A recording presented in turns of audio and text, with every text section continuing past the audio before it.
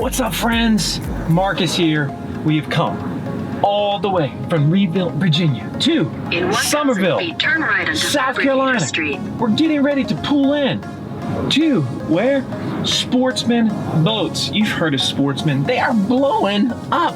There's reasons why they're blowing up. They're really dang awesome. We're gonna get into that today. We're gonna do the full tour. You're gonna see what's behind the scenes. We're gonna review some of the boats. It's gonna be an amazing day. So let's check out Sportsman Boats.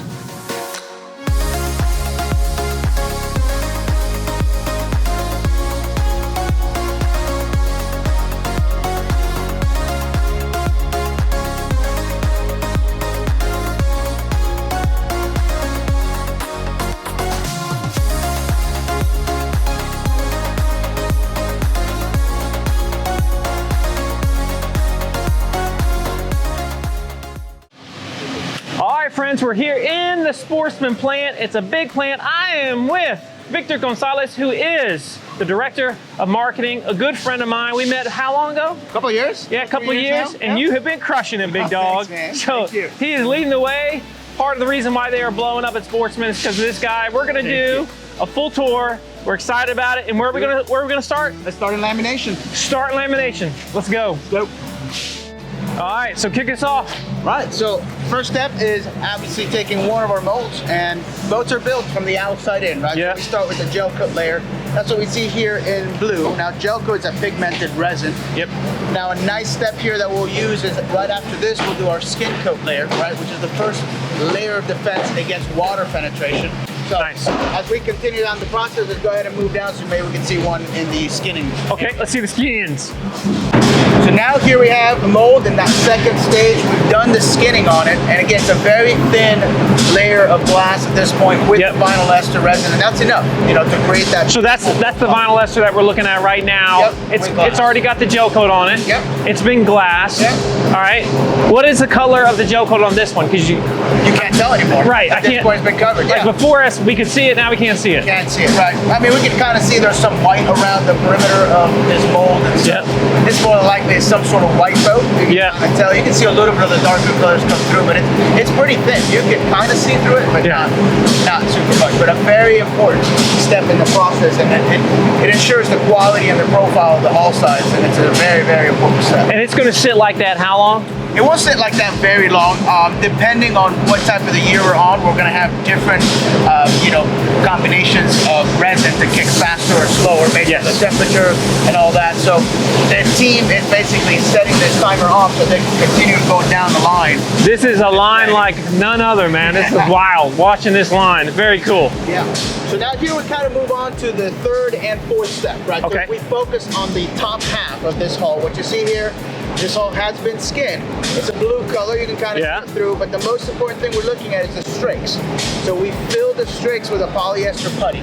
Okay. What that does is it dries to the consistency of concrete. And essentially when the boat is hitting the water, you're gonna have this very, very, very solid step there in the strakes.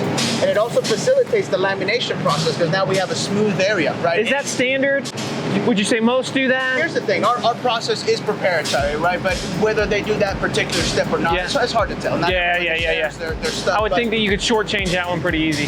So it's one of those things, but I think that the combination, right? So there's this interpretation of hand-laid glass versus chopped glass, and there's this stigma around chopped glass, right? We use both. The combination of both is what we feel is the absolute best building method for a boat, right? There's advantages to both sides.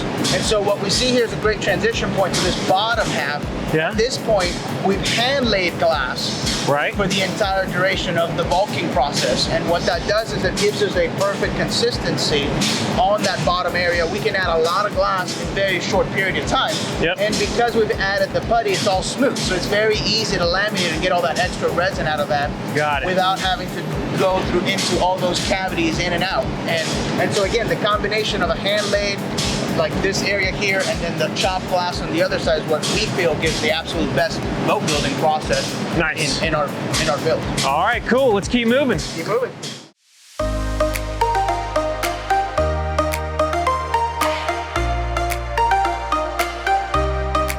So we're gonna jump around here a little little Yeah, bit. yeah. We were looking at a hull, now Yep. we're looking at a deck, right? But I Right. think it's important to kind of see how we parallel both parts together, because That's right. ultimately they're going to meet in the middle, or we're going to move down the production line. So That's right. here is a deck.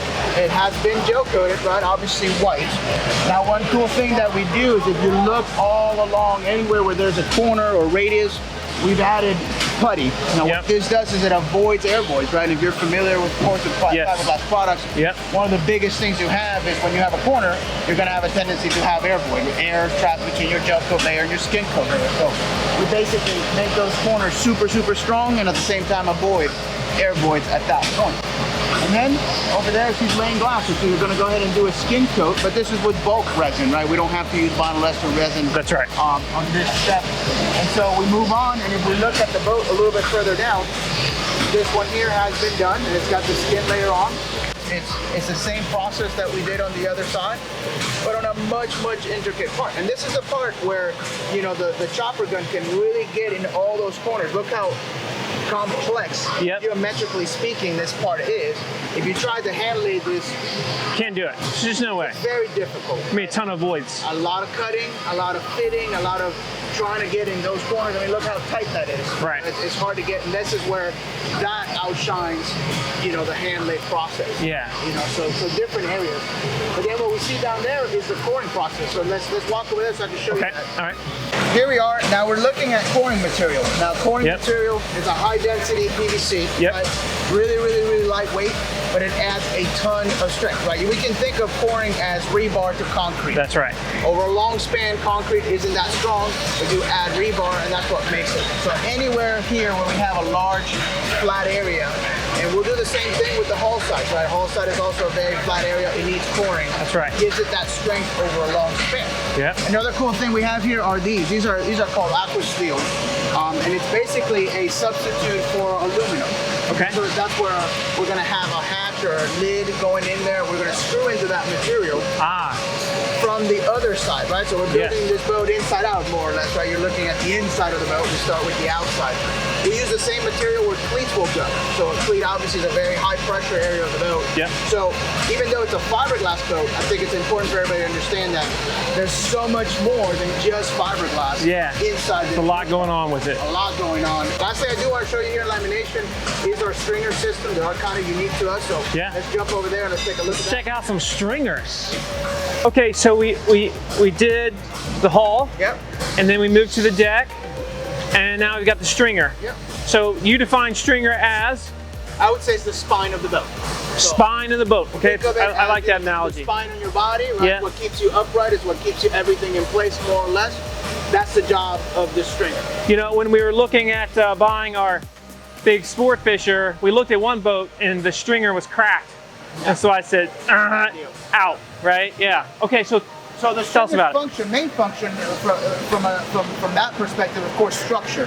So what we do is we build a full fiberglass structure part that we end up using, basically gluing on the hull, right? Using methamphetamine. But you know, the important part here is that it has to be structural, right? You can't really kind of just go with a skin coat and then foam fill it, right? Yeah. If you use foam, you can add rigidity, but it's not real rigidity, right? Right. It's not as much as a true fiberglass part. So we have a stringer mold, like this is one of our 227 molds here. Okay. We have a stringer for every single mold. We built the part the same exact way as we built the rest of our parts. You see here, we've got one under gel coat, and then further beyond that, we can see one that's got fiberglass on it. And when they pop this part out, we're actually going to bond it to the hull and use that bond to pull it out of the mold. So that's how strong okay. the bond is between the stringer and the hull. So this will go in before the hull is pulled from the mold. Yes, sir. And I can show you that right over here. Okay, sweet. So take a look.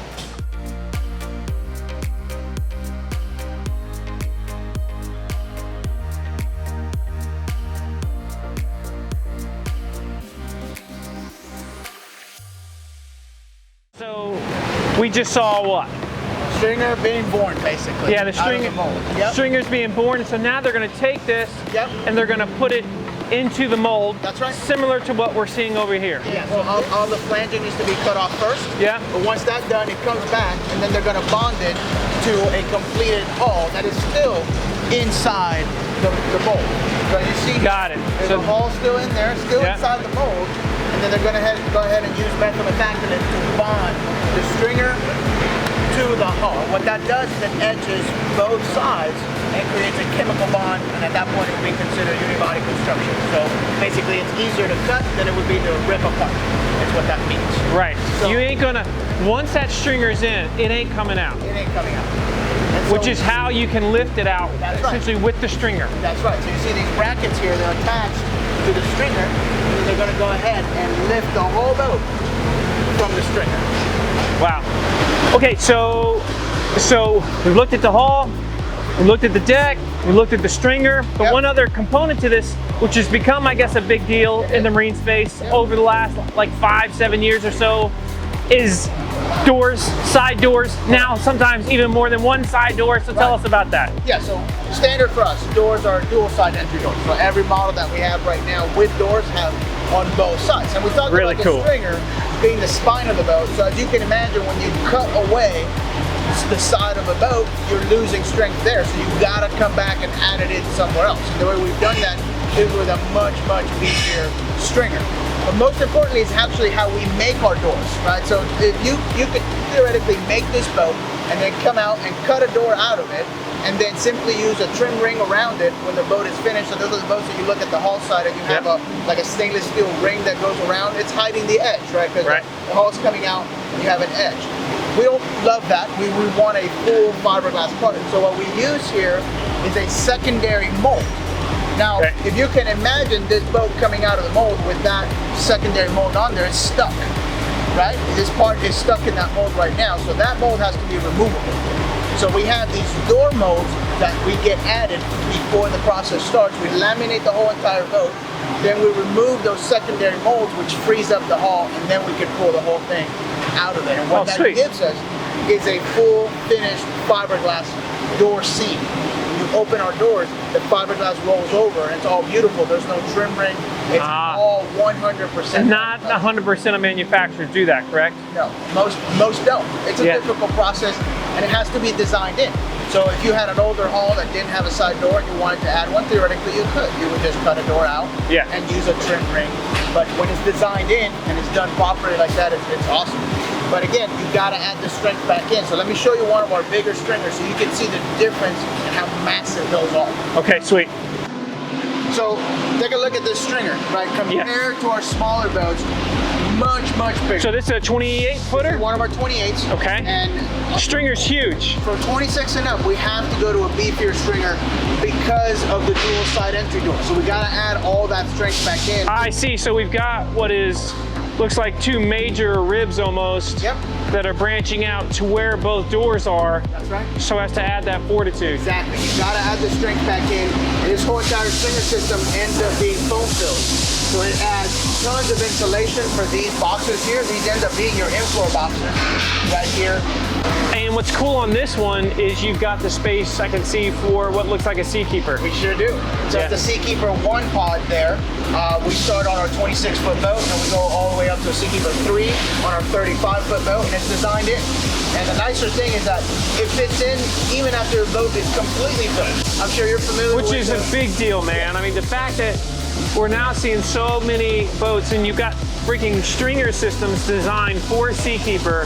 Very cool. Yeah, and you know, the after the fact part of it is the most important thing. There's how many boats are out there that you cannot put a Seakeeper in, or you have to cut the floor to get one in and out. Ours, you open the hatch, you bring a forklift, you can take it out for maintenance, you can put it back in if needed, if ever. Or if you buy the boat without it and you want to add it down the road, you can do that. Yeah. So what we're looking at here, Marcus, is one of our decks. It's still upside down. Yeah. Right? But what you see here is we've gone ahead and gel coated this area here. Yep. This will end up being the area where when you open your bilge would be basically the upper area. No real reason to paint this other than it's just easier to clean down the road, plus it looks nicer. Yep. Right? But one of the coolest things we have here in our decks, and we use this across our entire lineup, we call them the collector boxes. So instead of having a bunch of through holes, you know, for water to go out, we collect all of the different areas of the boat that need to drain out, unless they need a macerator, of course. Right. You know, things like the deck drain and some of the boxes as well. It goes down into this collector box, and from here we pipe it overboard. Got it. Directly. So basically have one on port, one on starboard, and that's all you have. And we can tie in as many things as we want into this one collector box. That's smart. Less through holes, less holes in the boat. Yep, less holes in the boat and just less problems. Overall, we're gonna have less hoses, a much simpler system. Yeah. Than running individual hoses. Yeah, it does make sense. Another area here that we have is our splashes area. And as you can imagine, as a production builder, we have to facilitate everything that we can to speed up the process but still retain the quality. So cutting holes for options and things like that is a massive undertaking because more or less each boat has particular parts and needs. So what we have here is this entire array here of splashes. And what they are, they're fiberglass templates that fit over a finished fiberglass part and indicates where every single hole needs to be cut on the boat. Okay. So we're talking speakers, rod holders, cup holders, lids, hats. I mean, there's so much that needs to be cut. And then each of them is marked. So it'll tell the technician if it needs to be a hole saw, if it needs to be a drill, whatever it needs to be, as well as if it's an option. So they'll look at the sheet and say, well, does this have that particular option? And if it does, they go ahead and they drill that. If it don't, they skip that particular part. But this is what allows us to have no measuring out here in the cut and grind area, which facilitates a lot faster movement of the parts going through. And so the parts are basically making their way into that chamber in there, and that's just a downdraft facility so that the dust cloud isn't huge in here because this is a climate control facility. It's nice and cool in here. And so that keeps the dust down, and overall just much cleaner process when you do it inside of there. So let's go ahead and walk through those and let's see what's on the other side. Okay, all right. Come on in. So this is our cut and grind area here. As you can see, they've got just about every size that they need cut. And at this point, they've got holes in the splashboard area here. You see holes where cleats are going to go. Yeah. And everything, speakers up there, lids up in the front, so everything's basically being cut in this chamber and everything's filtered out. So again, the repeatability of it, from a manufacturing perspective, it allows us to have everything the exact same spot across many boats, and then obviously that saves time too. Yeah. So this area here, right after cut and grind, you see we've actually installed the cleats. Yeah. And most of the reason for why we're doing that in this process is for lifting. Overhead crane system here. Yeah. We'll go ahead and lift the deck up in the air. We'll bring the hull that matches underneath, and we'll do the initial fitment of the two parts together.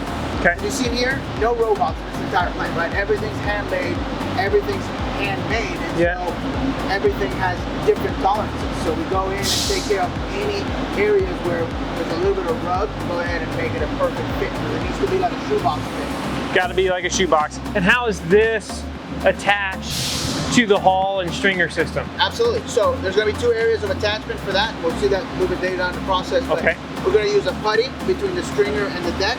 And then if you remember the blue material that we had over lamination for pinning flange, that is laminated inside of this. So we'll go ahead and screw from the outside. Got it. Pin them together. Got it. Okay, cool. So we've gotten out of that area there where we're actually laminating and building parts, and it's time to put it all together. So lamination's pretty much done. All done. Yep. So now it's time to really install the hardware and the rest. The rest of the process is assembly, putting it all together, doing final adjustments as needed. And we do as much work as we can in each of these cells based on the fact that the boat is still apart, right? How much easier it is to build it like this than it is once it's put together. So we're gonna do everything in our power to rig the hull and deck separately, and then just put them together after the fact. So, it's interesting that I'm seeing all the electrical harnesses and everything happening now.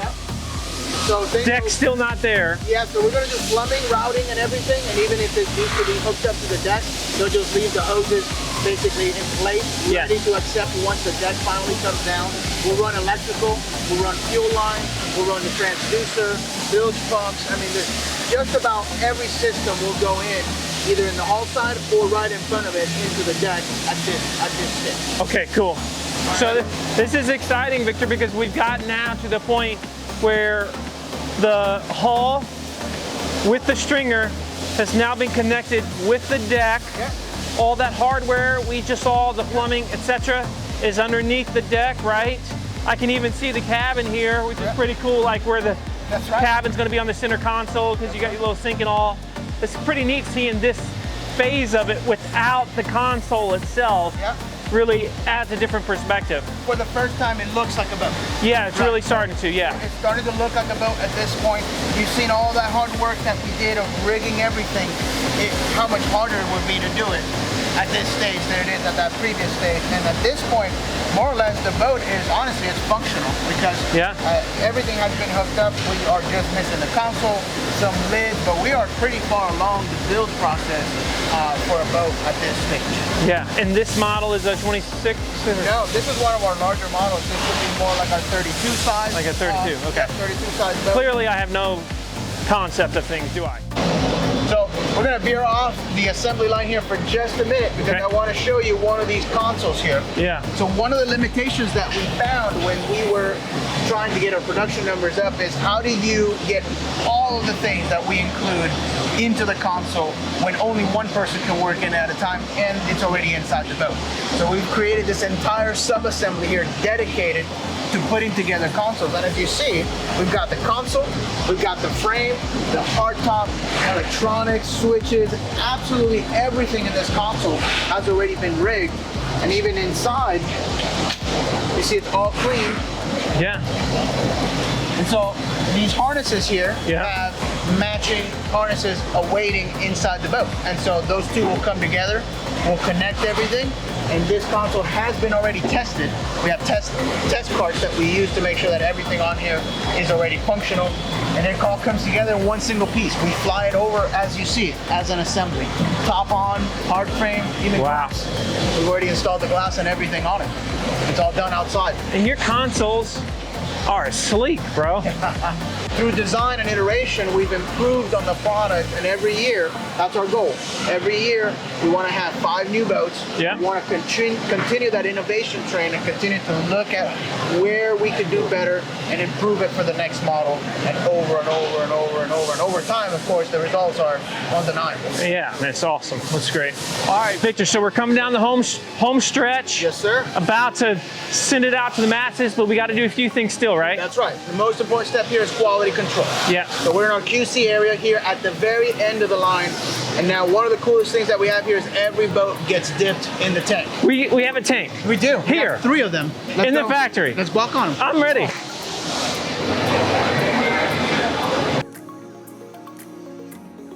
Wow.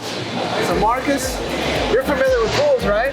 I am familiar with pools, and it looks like we got a big pool right here with a boat sitting in it. Very purpose-built pool, and what we do here is very, very important. It allows us to do that final on-water test right here in the plant without moving away. This is crazy. I think we're going to do a whole video just on this because I want to learn a lot more about this in detail. I'm sure you want to see it too.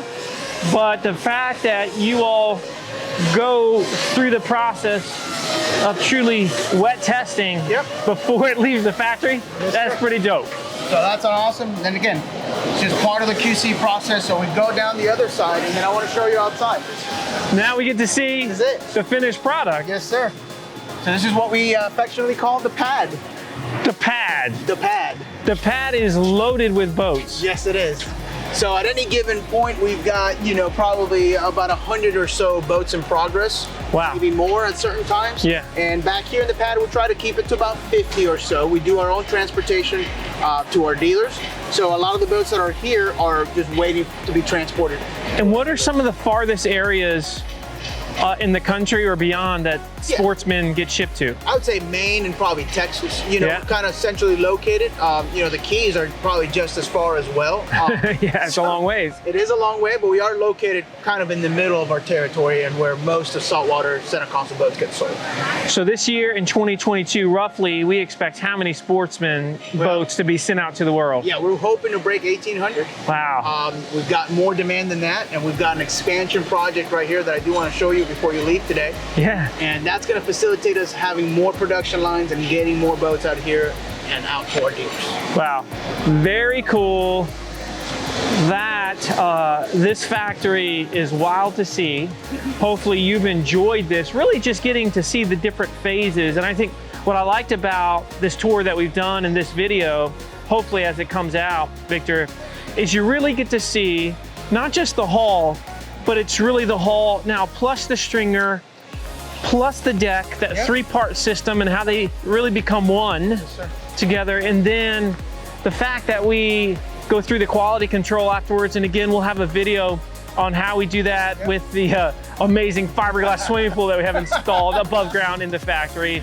But this is great, and the pad is amazing. And so, Victor, thanks so much for this. Thank you for coming.